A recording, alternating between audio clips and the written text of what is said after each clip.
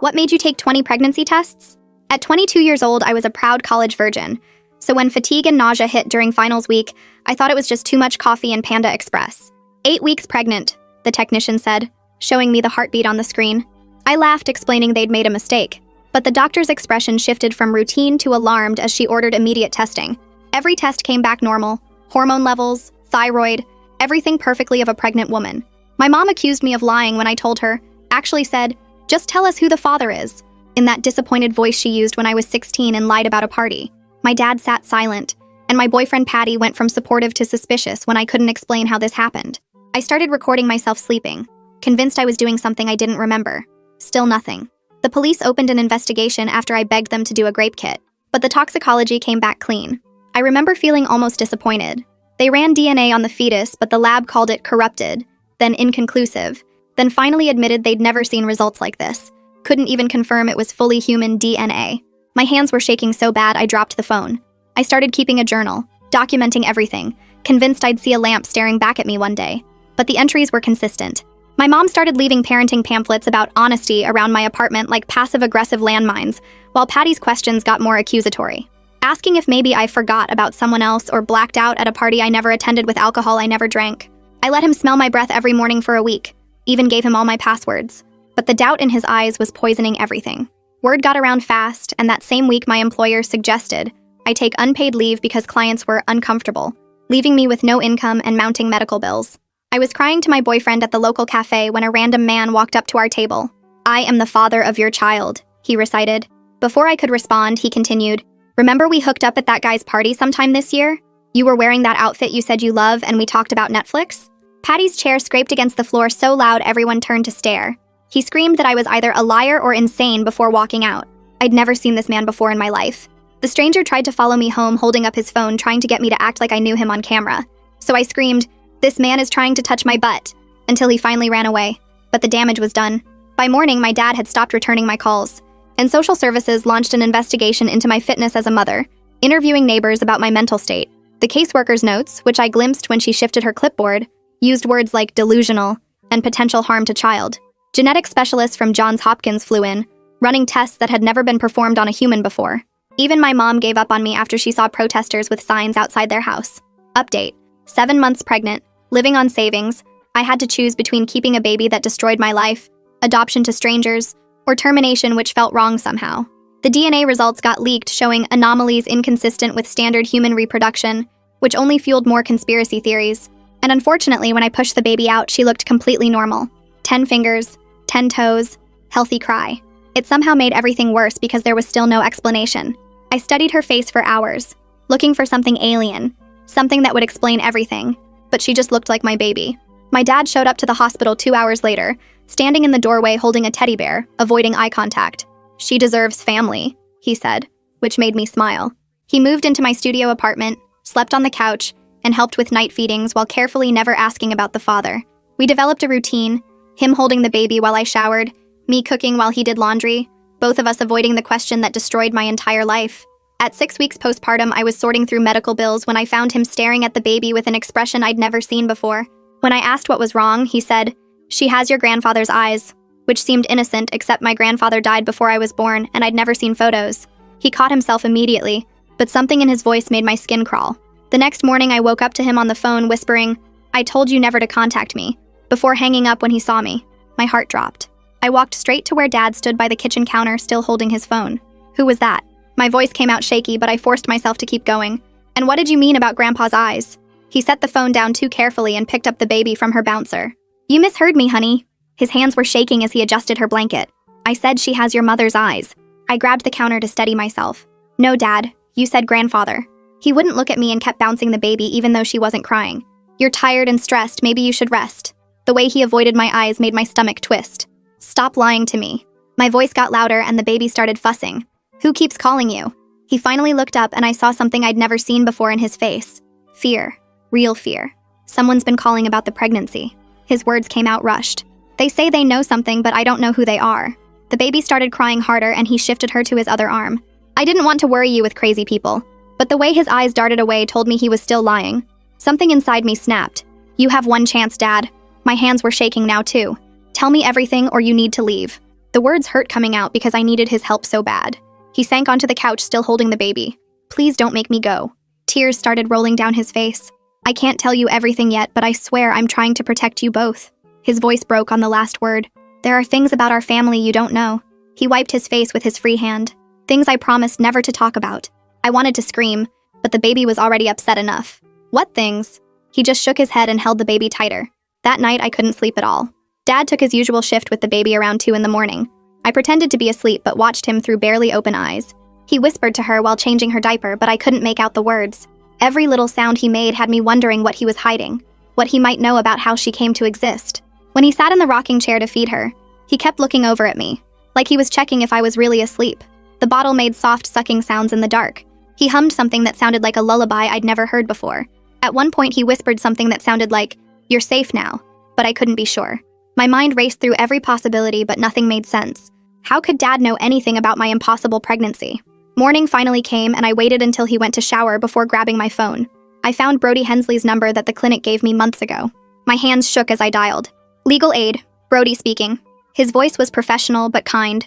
I explained who I was and that I needed help with custody issues. My dad's acting strange, and I'm worried he might be a threat. Saying it out loud made me feel sick. Can you come in this afternoon? I agreed and hung up just as Dad came out of the bathroom. He looked exhausted and avoided my eyes while getting dressed. The baby started crying, and we both reached for her at the same time.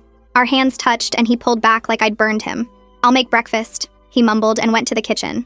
The drive to Brody's office felt too long, even though it was only 20 minutes. His office was small but organized with law books covering every wall. He reviewed my thick file while I sat there sweating. "You need to document everything." He looked up from the papers. Every strange conversation, every suspicious phone call. He leaned forward in his chair. "Social Services is still watching your case closely." My stomach dropped at that. "Any instability could hurt your custody situation." He handed me a notebook. "Write down dates, times, exact words if you can remember them."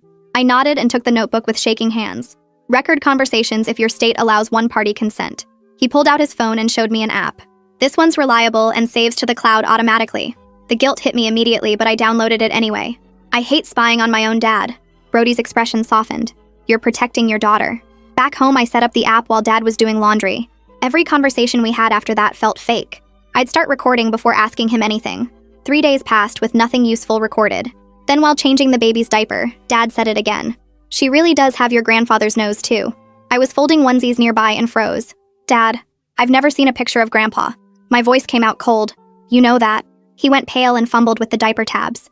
"There are old albums somewhere." He wouldn't meet my eyes. Family photos from before. But we both knew that was impossible. The next morning, Dad went grocery shopping, and I searched everywhere. Under his makeshift bed on the couch, through his single suitcase, even checked the bathroom cabinet. Nothing about my grandfather anywhere. I opened my laptop and typed his name into Google. The only result was an obituary from 32 years ago. No photo, just dates and a line about being survived by family. When Dad got back carrying grocery bags, I had the obituary pulled up on my phone.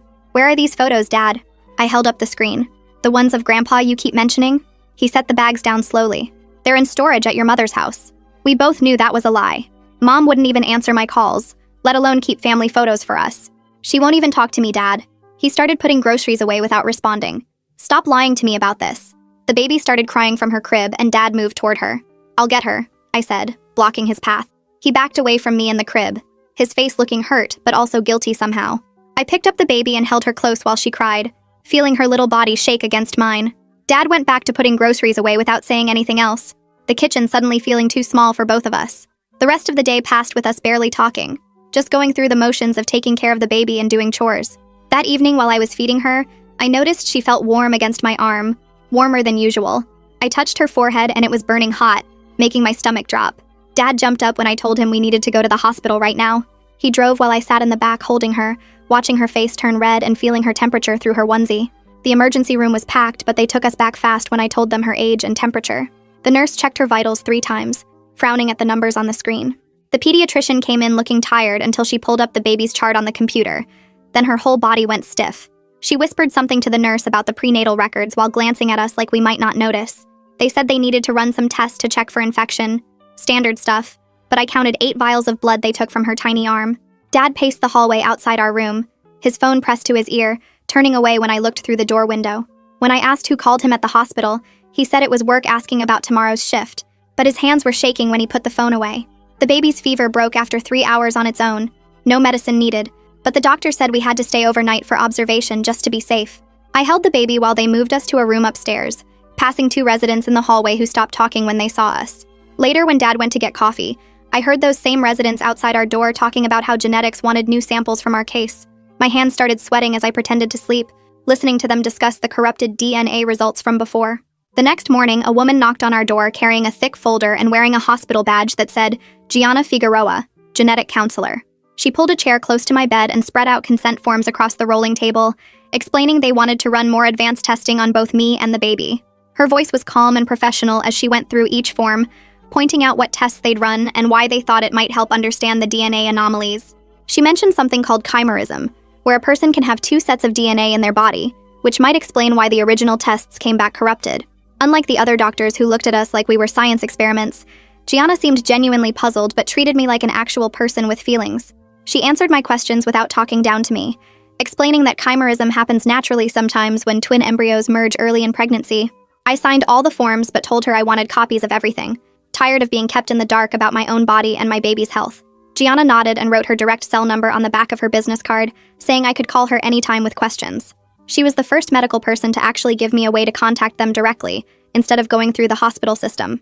They discharged us that afternoon with instructions to follow up with our pediatrician, though the baby seemed completely fine now.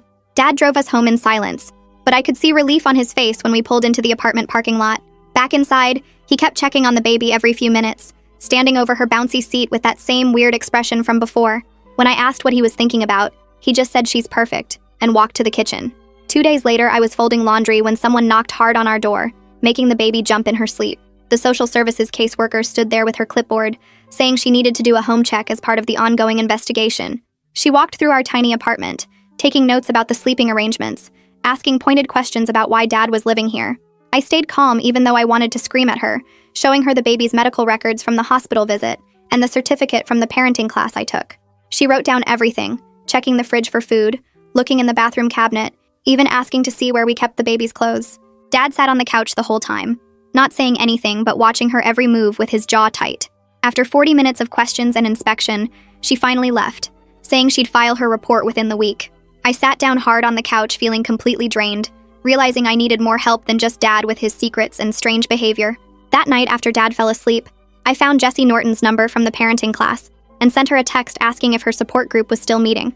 She texted back within minutes saying they met every Thursday at the community center and I was welcome to join them. 3 days later, I drove to the meeting, leaving the baby with Dad even though it made me nervous. The room had 8 chairs in a circle with 4 other women already there, all looking tired but smiling when I walked in. Jessie introduced me to everyone, explaining that this was a safe space for young moms to talk about whatever they were dealing with. I sat down, and when it was my turn, I just said I was a single mom dealing with family drama, leaving out the whole virgin birth situation. Nobody pushed for more details, just nodded like they understood, and one woman even reached over to squeeze my hand. Another woman across the circle started talking about her custody battle, and pulled out this huge binder with color-coded tabs for every single thing about her kid. She flipped through pages showing receipts for diapers, printed text messages from her ex, photos of every meal she cooked, even notes about what time the baby woke up each night. The other women nodded like this was totally normal, while I sat there realizing I hadn't been keeping track of anything except trying to survive each day. She pushed the binder toward me and pointed at sections for medical records, witness statements, and something called a parenting journal that documented every milestone. My hands felt sweaty looking at all that organization, but something in my gut told me I needed to start doing the same thing, especially with Dad acting so weird lately. After the meeting, I drove straight to the office supply store and bought folders, a label maker, and one of those accordion files that looked serious enough for court. Back at the apartment while Dad was giving the baby a bottle, I started taking pictures of everything with my phone, every receipt from the pharmacy, every formula can, even the laundry I folded. I wrote down what time she ate, how many ounces, when she needed diaper changes, and started a section just for Dad's strange behavior like the phone calls and comments about my grandfather. The next morning, while I was organizing medical bills into date order, my phone rang and Brody's name popped up on the screen. He told me Patty had finally been served with the court papers for the paternity test, but had refused to sign for them at first, until the process server explained he'd face contempt charges if he didn't comply within 30 days.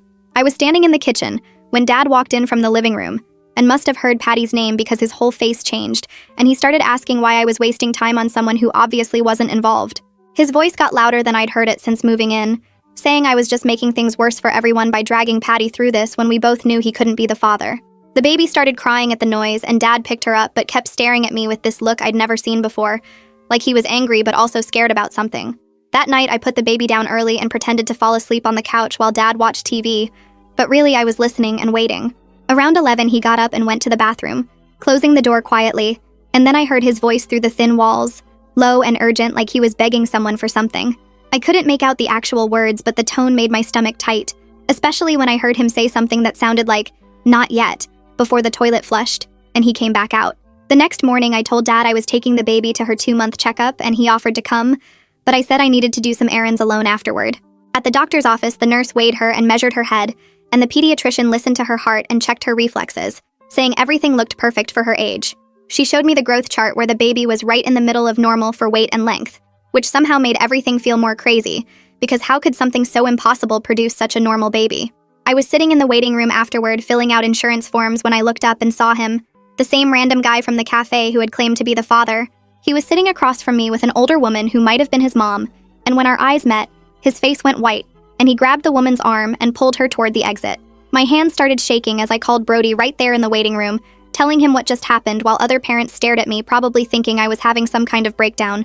Brody said he'd add it to the restraining order file and mentioned this guy had done this before with other women who'd been in the news, showing up at their jobs or homes claiming to be involved in their situations. It didn't make me feel better knowing he was just some creep who liked attention, because it meant the real answer was still out there somewhere making my skin crawl. 2 days later, Gianna called while Dad was at the grocery store. Her voice excited as she explained my DNA results came back completely normal with no signs of chimerism or any other genetic abnormality that could explain the pregnancy. She said the baby's results were still being processed because they'd had to send them to a special lab with better equipment, but she expected those within the week and would call as soon as they arrived. Then she mentioned something that made me sit down hard on the couch, saying the original lab that had done the prenatal testing had been cited for contamination problems before, and there was actually a class action lawsuit forming against them. She gave me the lawyer's number in case I wanted to join, but said it probably wouldn't help fix my reputation since everyone already thought I was either lying or crazy, though at least maybe I'd get some money back for all the testing they'd screwed up. I grabbed my laptop that night and started digging into the lab that screwed up my prenatal testing. Their website looked professional, but the reviews told a different story. 3 other women posted about getting corrupted results in the past year, all during prenatal testing, and each case got written off as equipment failure. I screenshotted everything and made a folder on my desktop labeled Evidence before searching for lawyers who handled workplace discrimination. The first 2 wanted money up front, but the third one, a woman named Sandra, who worked out of a strip mall office, agreed to meet me for free. She looked over my termination paperwork and the emails from my boss about clients being uncomfortable. "We have a case," she said, tapping her pen on the desk. "But these things take years and the payout might not be huge." I signed the papers anyway because it was something, at least some way to fight back.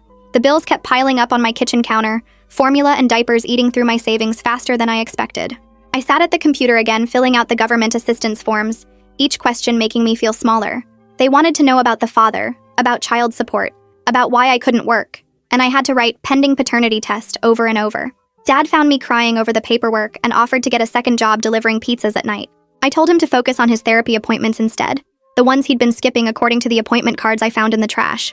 He looked away and mumbled something about rescheduling. The next week at the support group in the church basement, I was bouncing the baby on my knee when Jessie leaned over. "My sister works at the genetics lab," she whispered. "She heard about your case." My stomach dropped because of course everyone knew about the virgin birth girl. Jessie passed me a napkin with her sister's number written on it. "She wants to help," she said. I called the sister that night after putting the baby down, and she spoke in hushed tones like she was scared of being overheard. "The lab director is personally handling your file now," she said. "They've never seen DNA patterns like your baby's, but it's definitely human, just with weird markers they can't explain." She hung up quickly after that, but her words kept playing in my head. My baby was human, fully human, not some alien hybrid like the internet conspiracy nuts kept saying. I held her extra tight that night, whispering apologies into her tiny ear for ever doubting she was normal. The court date for Patty's DNA test came 2 weeks later on a rainy Tuesday morning. He showed up with both his parents and a lawyer in a suit that probably cost more than my rent. He wouldn't look at me or the baby, keeping his eyes on his phone like we were contagious or something. His mom kept shooting me dirty looks while his dad talked quietly with the lawyer. The bailiff called us into a small room where a nurse was waiting with collection kits. She explained the chain of custody rules, how the samples would be sealed and signed by everyone to prevent tampering claims. Patty went first, opening his mouth for the cheek swab while his mom watched like a hawk.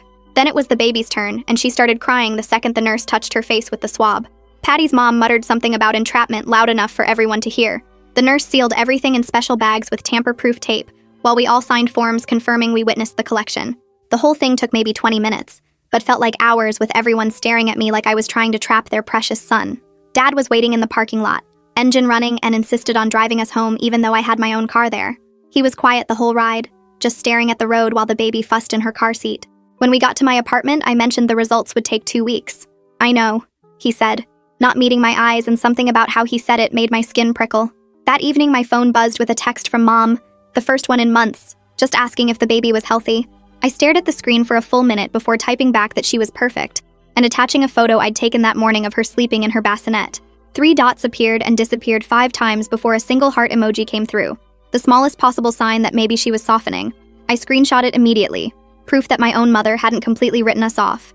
The next morning, while I was changing the baby's diaper, my phone rang with a number I didn't recognize. The victim's advocate from the courthouse explained that the stranger who'd claimed to be the father had violated his restraining order by showing up at the clinic where I'd been spotted. They were issuing a warrant, but she warned me he'd probably just get a fine unless he did something worse. I thanked her and hung up, then double-checked all the locks on our apartment door. Over the next few days, I threw myself into creating routines with the baby, desperate for some kind of normal in all this chaos. Wake up at 6 for her first feeding, then tummy time on the blanket Dad bought while I ate toast. She'd started smiling now, these tiny little grins that made my chest hurt with how much I loved her. Every smile felt like proof to everyone who thought I should give her up that we belonged together. I took photos of each one, building evidence that I was a good mom despite everything. Thursday afternoon, Gianna called while the baby was napping, her voice excited instead of the usual professional tone. She wanted to schedule another appointment to go over the baby's full genetic results, mentioning something about possibly publishing a case study if I'd consent to it. I agreed to come in Monday, curious what had her so interested. When Monday came, Dad insisted on driving us, even though I had my own car. Gianna met us in the genetics department waiting room, practically bouncing with energy as she led us to a consultation room. She spread out charts and graphs across the table, pointing to sequences I didn't understand while explaining the baby had unusual genetic markers suggesting rapid mutation in certain areas. Nothing harmful, she kept emphasizing, just different in ways they'd never documented before. She theorized it might be some kind of evolutionary adaptation, though she couldn't say to what exactly. The scientific fascination in her voice didn't bother me as much as I expected. At least someone saw my daughter as special instead of proof I was either lying or crazy. She asked again about publishing, promising to keep all identifying information private, and I signed the consent forms. 2 weeks later, Dad came with me to the next custody hearing, both of us in our nicest clothes while the baby wore the little dress Mom had sent. Social Services presented their monthly report to the judge, noting improvement in stability, but expressing ongoing concern about the unusual circumstances and various investigations. The caseworker kept glancing at me while she read, like she was waiting for me to snap or something. The judge, an older woman with kind eyes, seemed sympathetic as she reviewed the paperwork. She complimented me on completing the parenting classes and maintaining stable housing, but then her expression got serious. Any criminal charges related to false reporting or fraud could affect custody, she warned, looking directly at me. I bit my tongue so hard I tasted blood, wanting to scream that I'd done nothing wrong no matter what everyone thought. Dad's hand found mine under the table, squeezing gently. After we left the courthouse, Dad suggested we stop for ice cream even though it was barely noon. As I fed the baby tiny tastes of vanilla from my cone, he brought up the idea of moving somewhere new once everything settled. Start fresh where nobody knew our story, he said, watching me carefully. The idea was tempting, a chance to raise my daughter without whispers and stares, but it also felt like running away from answers I still needed. I told him I'd think about it. That afternoon, while the baby was down for her second nap, my phone rang with Brody's number. His voice was urgent as he told me shocking news about the stranger who'd claimed paternity at the cafe. Police had arrested him for harassment in another case, and when they searched his apartment, they found evidence he'd been stalking multiple women involved in publicized pregnancies. He had notebooks full of details about cases that made the news, practicing stories about being the father. My case was in there, with notes about my schedule and printed articles about the virgin birth claims. Brody said this would help my credibility significantly, especially with the custody case. Even the social services caseworker would have to admit the harassment wasn't my fault, or some delusion I'd created.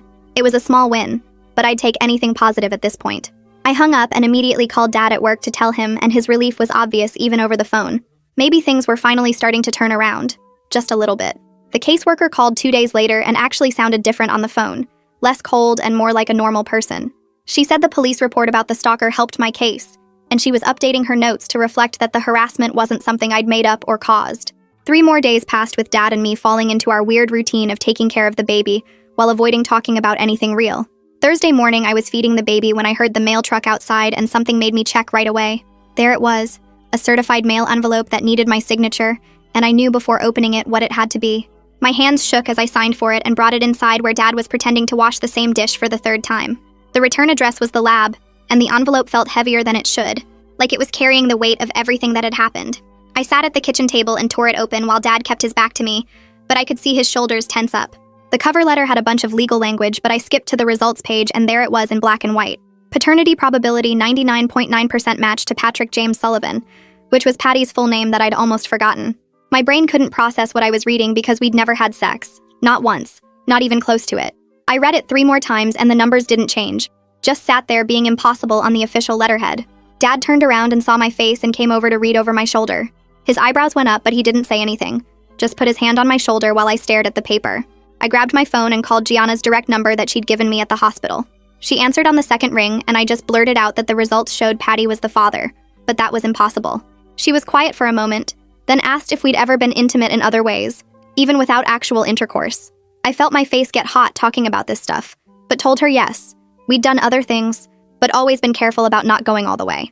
She explained that pre-ejaculate during intimate contact could rarely cause pregnancy, like 1 in a million rare, but it did happen. The medical term was splash conception or something like that, and suddenly everything clicked into place. All those times we'd fooled around but stopped before actual sex, being so careful, but apparently not careful enough. The relief hit me so hard I started crying while still holding the phone.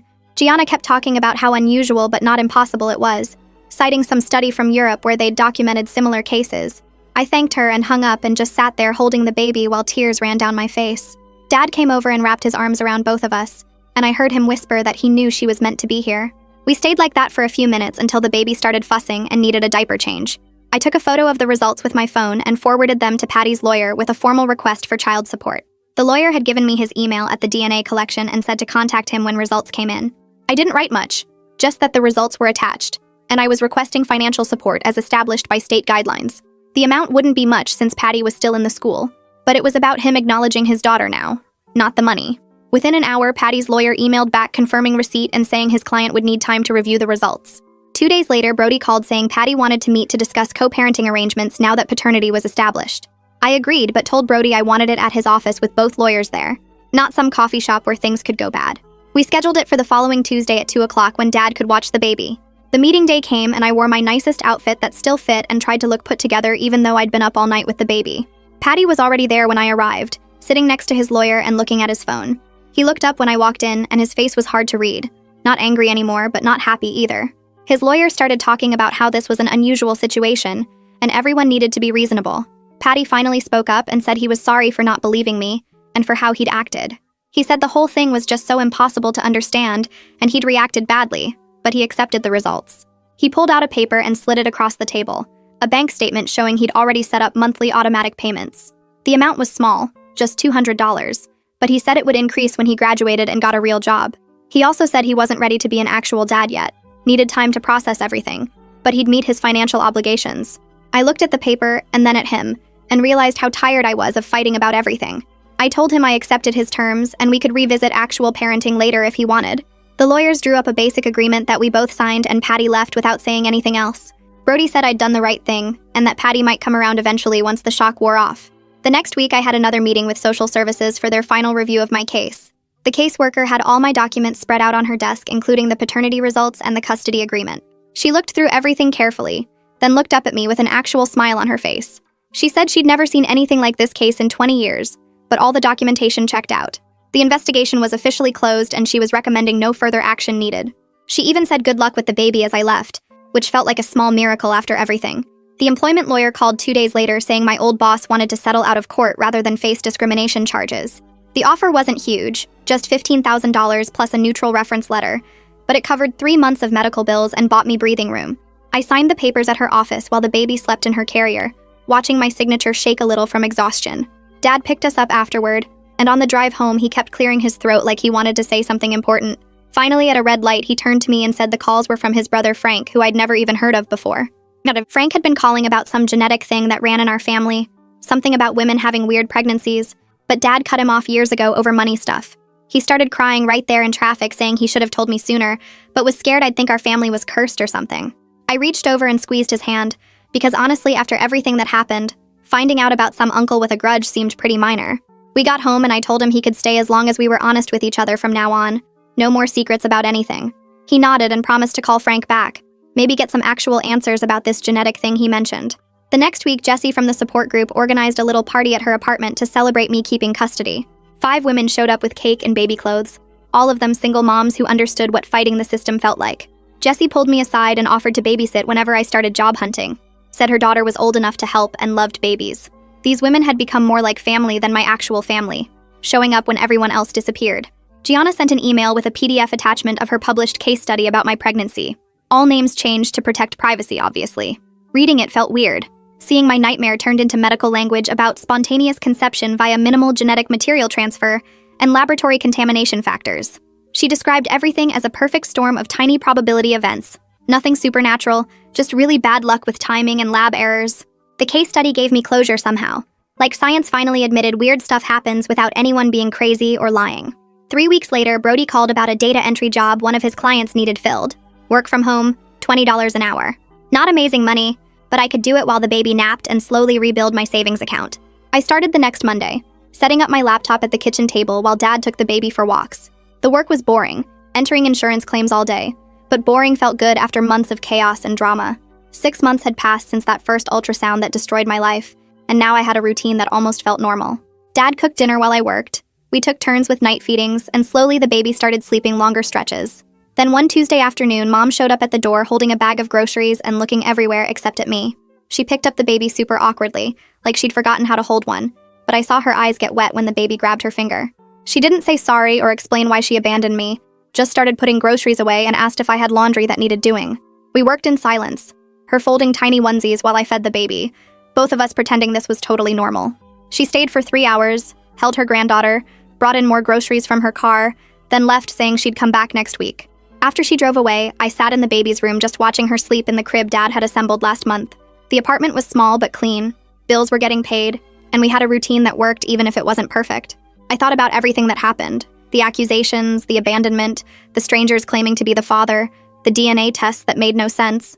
The truth turned out to be stupidly simple, just weird biology and lab mistakes, but it took destroying my entire life to get there. The baby stirred in her sleep, making those little noises that still amazed me, completely unaware of the chaos she'd caused just by existing. Looking at her peaceful face, surrounded by the stable life we'd built from nothing, I knew we'd make it through whatever came next. The medical mystery was solved, the legal stuff was handled, and even my family was slowly coming back together in their own messed up way. We weren't some perfect family from a movie, just 3 generations figuring it out day by day, but that was enough for now. Well, that's gonna do it for now. Thanks for just being here and exploring all these curious details with me. Always enjoy sharing this time with you. Subscribe for more content like this.